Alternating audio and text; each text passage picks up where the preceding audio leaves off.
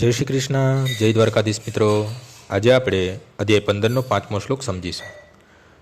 નિર્વાણ મોહા જીત સંગ દોષા અધ્યાત્મ નિત્યા વિનિવૃત્ત કામાહ દ્વંદ્વે વિમુક્તા સુખ દુઃખે સંગે ગચ્છત્ય મૂઢાહ પદમ વ્યયમ તત. જે મનુષ્ય મિથ્યા, પ્રતિષ્ઠા, મોહ તથા કુસંગથી રહિત છે, જેઓ શાશ્વત તત્વને જાણે છે, જેઓ દુન્યવી કામવાસનાથી નિવૃત્ત થઈ ગયા છે, જેઓ સુખ દુઃખના દ્વંદ્વથી મુક્ત થયેલા છે અને જેઓ મોહરહિત થઈને પરમેશ્વરને ચરણાગત કેવી રીતે થવું તે જાણે છે, તેઓ તે શાશ્વત પદને પામે છે. અહીં ચરણાગતિની પ્રક્રિયાનું બહુ સરળ વર્ણન થયું છે. આ માટે પ્રથમ યોગ્યતા એ છે કે મનુષ્યએ મિથ્યા અહંકારથી મોહિત થવું જોઈએ નહીં. બધો જીવ પોતાને ભૌતિક પ્રકૃતિનો સ્વામી માની ગર્વ કરે છે, તેથી તેના માટે પૂર્ણ પુરુષોત્તમ પરમેશ્વરને ચરણે જવાનું બહુ અઘરું હોય છે. મનુષ્ય સાચા જ્ઞાનના સંવર્ધન દ્વારા જાણવું જોઈએ કે પોતે પ્રકૃતિનો સ્વામી નથી, પૂર્ણ પુરુષોત્તમ પરમેશ્વર જ સ્વામી છે. મનુષ્ય જ્યારે અહંકારથી ઉત્પન્ન થયેલા મોહથી મુક્ત થઈ જાય છે, ત્યારે જ ચરણાગતિની પ્રક્રિયાનો શુભારંભ થાય છે.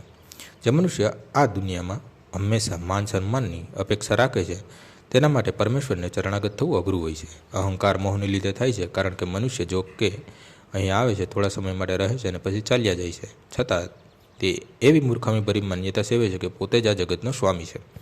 એ રીતે તે તમામ બાબતોને જટિલ બનાવી દે છે અને સદા કષ્ટ ભોગવ્યા કરે છે. સમગ્ર જગત આવી ભ્રાંતા માન્યતા સાથે ચાલ્યા કરે છે. લોકો એમ માની લે છે કે આ ભૂમિ પૃથ્વી સમાજની છે અને તેણે ભૂમિનું વિભાજન એવી મિથ્યા ધારણાથી કરી લીધું છે કે તેઓ આના સ્વામી છે.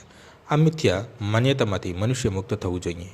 માનવ સમાજ આ જગતનો સ્વામી છે. મનુષ્ય જ્યારે આવી ભ્રાંતિ માન્યતામાંથી મુક્ત થઈ જાય છે, ત્યારે તે કૌટુંબિક, સામાજિક કે રાષ્ટ્રીય પ્રેમથી ઉન્નત થતા મિથ્યાસંગથી સર્વથા મુક્ત થઈ જાય છે. આ દોષયુક્ત સંઘને પરિણામે જ મનુષ્ય આ ભૌતિક જગતમાં બદ્ધ થાય છે. આ અવસ્થા પછી મનુષ્ય આધ્યાત્મિક જ્ઞાનનો વિકાસ કરવાનો હોય છે. હકીકતમાં પોતે કશું જ નથી અને શું છે તેનું વિવેકપૂર્ણ જ્ઞાન પ્રાપ્ત કરવું પડે છે. અને જ્યારે મનુષ્યને વસ્તુઓનું યથાર્થ રૂપે જ્ઞાન થઈ જાય છે, ત્યારે તે સુખ, દુઃખ, હર્ષ, વિષાદ જેવા દ્વંદ્વોથી મુક્ત થઈ જાય છે. તે જ્ઞાનમાં પરિપૂર્ણ થઈ જાય છે અને ત્યારે તેના માટે પૂર્ણ પુરુષોત્તમ પરમેશ્વરને ચરણાગત થવાનું શક્ય બને છે. આજનો શ્લોક અહીં પૂર્ણ થાય છે. આવતીકાલે ફરીથી સવારે 6 વાગ્યે મળીશું. જય શ્રી કૃષ્ણ.